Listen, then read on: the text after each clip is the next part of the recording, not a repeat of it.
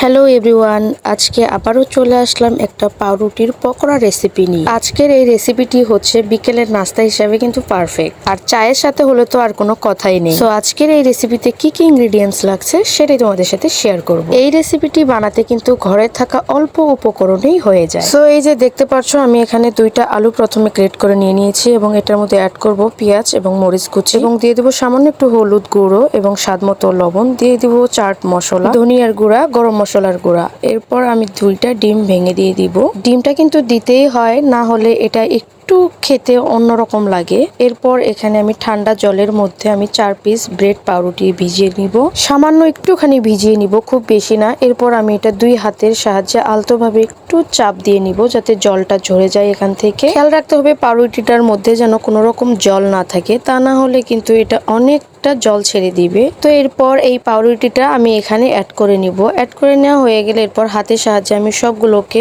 Marinate করে নিব। আমরা সচরাচর দেখি যখন বাসায় কোনো মেহমান আসে তাদের জন্য ধরেন সকালবেলা বা বিকেলবেলা বা সন্ধ্যেবেলা নাস্তা হিসাবে কিন্তু এই রেসিপিগুলো থাকলে মন্দ নয়। বেশিরভাগ মানুষ কিন্তু ভাজা পোড়া চায়ের সঙ্গেই খেয়ে থাকে। এরপর আমি একটা ফ্রাই প্যান বসিয়ে দিলাম। প্যানটা গরম হয়ে গেলে এখানে আমি পরিমাণ মতো তেল দিয়ে দিব। তেলটা গরম হয়ে গেলে আমি এখানে পকোড়াগুলো এক এক করে সবগুলো দিয়ে দিব। এক পাশ ভাজা হয়ে গেলে আমি ওপর পাশটাও ভেজে নিব ভালোভাবে। পকোড়া করার সময় অনেকেই ডিজাইনটা করে পিঠার মতো, অনেকেই করে বলের মতো, গোল গোল।